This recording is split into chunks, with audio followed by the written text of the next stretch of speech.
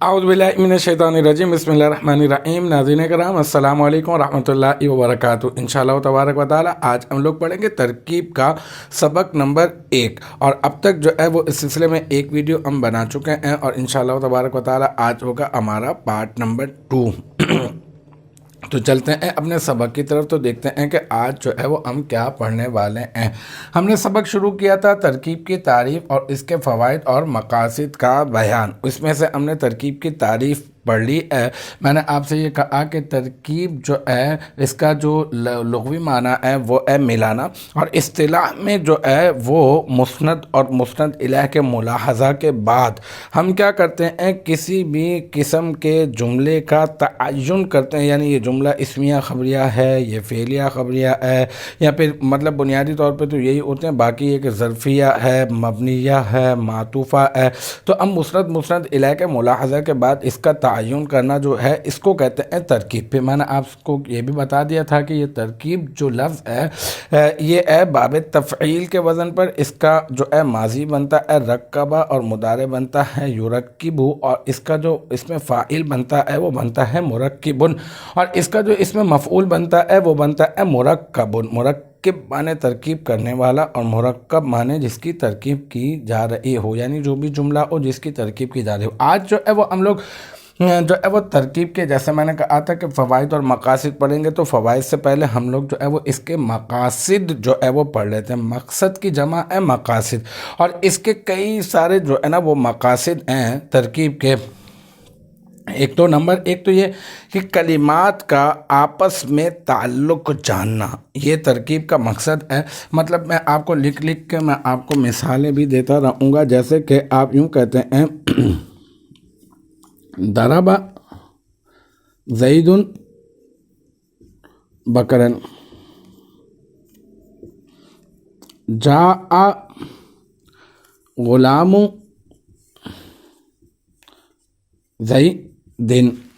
अच्छा, अब देखें ये जो दरबा है ये फ़ेल है, और ये जो ज़ैदुन है ना ये इसका इस फ़ेल का फ़ाइल है, और बकरन जो है वो इस फ़ाइल का यानी इस फ़ेल का जो है वो मफ़ूल है। यहाँ हम यूँ कहते हैं कि इस फ़ाइल का मफ़ूल है, इसने जो है वो इसको मारा है। तो अब ये जो है दरबा फ़ेल, ज़ैदुन फ़ाइल और बकरन जो है वो मफ़ूल, तो आपस में हमने ताल्लुक़ को जाना ना, ठीक है। इसी तरह से जाआ फ़ेल है, ग़ुलामु जो है वो मुदाफ़ है, और फिर ज़ैदिन मुदाफ़ इलैह, फिर मुदाफ़ अपने मुदाफ़ इलैह से मिलकर मुरक्कब इज़ाफ़ी होकर फिर ये जाआ फ़ेल का फ़ाइल बन रहा है। तो हमने क्या किया, हमने इन दोनों के ताल्लुक़ को जाना, हमने इन दोनों के ताल्लुक़ को जाना, इन दोनों के ताल्लुक़ को जाना, इन दोनों के ताल्लुक़ को, और फिर उसके बाद हमने डिसाइड किया कि ये कौन सा जो है वो जुमला या फिर कौन सा मुरक्कब बन रहा है। तो बस इसका जो मकसद है तरकीब का पहला वो ये है कि कलिमात के आपस में ताल्लुक़ जानना, क्योंकि इसके नतीजे में तरकीब करने वाला मालूम कर सकता है कि मज़कूरा इबारत मुरक्कब मुफीद पर है या फिर गैर मुफीद पर।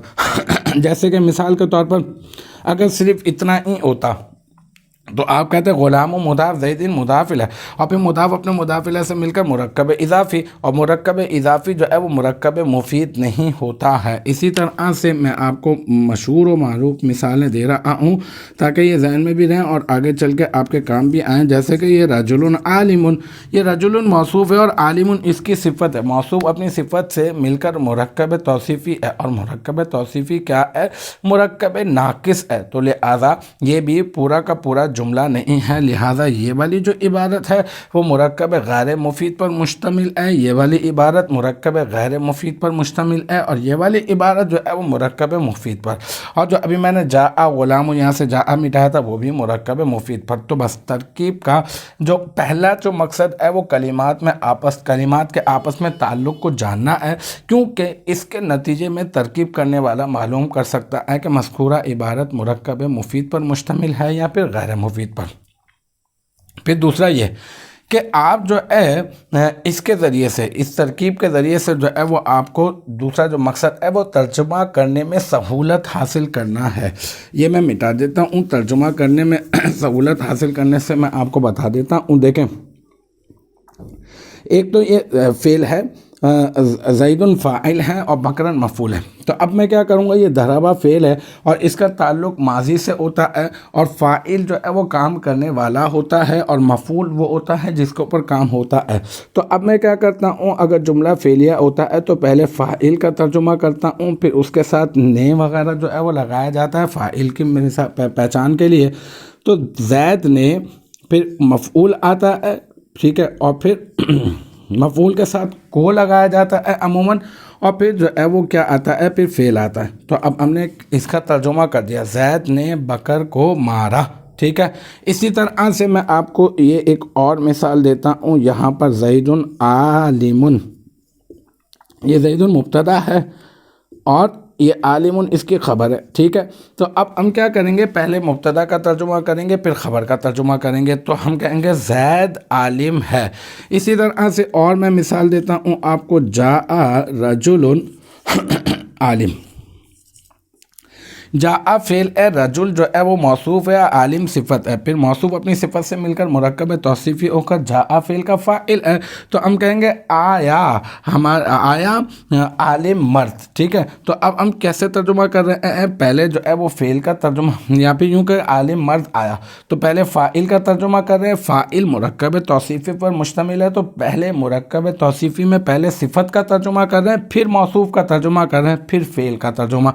عالم مرد آیا، تو یہ ترجمہ کرنے میں بہت زیادہ جو ہے وہ سہولت حاصل کرنا اس ترکیب کا دوسرا مقصد ہے، کیونکہ مرکب کی قسم جانے، اس کا ہم نے جانا کہ کون سا مرکب ہے، یہ فعلیہ ہے، جملہ فعلیہ ہے، یہ جملہ خبریہ ہے، یہ اسمیہ خبریہ ہے، اسمیہ، ٹھیک ہے، اور یہ جو ہے وہ فعلیہ ہے، ٹھیک ہے، اور یہ بھی جو ہے وہ فعلیہ ہے۔ تو یہ ہم لوگ کیسے پہچان رہے ہیں، ہم لوگ جو ہے وہ اسی طرح سے آپس میں تعلق کو جاننا پہلا جو مقصد تھا، اس کے بعد جو ہے وہ ترجمہ کر رہے ہیں۔ اور کیونکہ مرکب کی قسم جانے بغیر عبارت کا درست ترجمہ جو ہے وہ ممکن نہیں ہے۔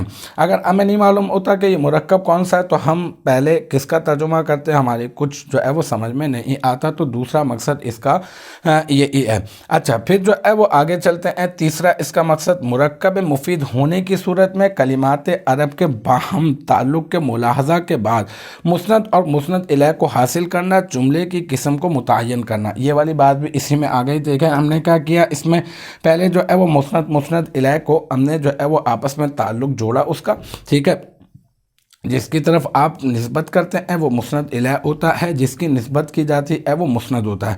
اب یہاں پر میں نے جو یہ زیدن جو ہے وہ مسند الیہ ہے اور عالم جو ہے وہ مسند ہے، کیونکہ میں اس علم والا ہونے کی جو سند ہے وہ میں کر رہا ہوں زید کی طرف، ٹھیک ہے۔ تو یہ تیسرا ہو گیا کہ مرکب مفید ہونے کی صورت میں، پہلے آپ دیکھیں گے کہ کون سا مرکب ہے، جب آپ نے جج کر لیا مرکب مفید ہونے کی صورت میں کلمات عرب کے باہم تعلق کے ملاحظہ کے بعد مسند اور مسند الیہ کو حاصل کر کے جملے کی قسم کو متعین کرنا، ٹھیک ہے۔ اور پھر اس کے بعد اعرابی غلطی سے محفوظ رہنا۔ دیکھیں یہاں پر ضربہ زیدن ہے نا، یہاں پر یہ فاعل بن رہا ہے، تو فاعل جو ہے وہ آلت رفعی میں ہوتا ہے، تو اس کے اوپر دو پیش آئے۔ اسی طرح سے یہ جو ہے وہ آلت نصبی میں ہوتا ہے، مفعول، تو دو ہم لوگ اس کے اوپر زبر لے کر آئے۔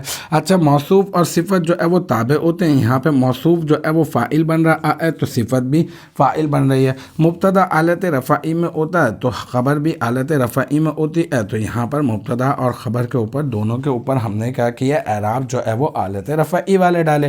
تو اس طرح سے اعرابی غلطی سے محفوظ رکھنا بھی ترکیب کا مقصد ہوا کرتا ہے۔ تو میرے خیال سے اتنا ہی جو ہے وہ آج کی کلاس میں اتنا ہی کافی ہے۔ جب ہم کریں گے تو اور بہت ساری چیزیں جو ہے وہ ہمارے سامنے مل کر جو ہے وہ سمجھ میں آئیں گی ہمارے۔ تو یہاں پہ یہ ترکیب نمبر پارٹ 1 لکھا رہ گیا ہے، اس کو میں جو ہے وہ 2 کر دیتا ہوں، اصلاح کر دیتا ہوں اس حوالے سے۔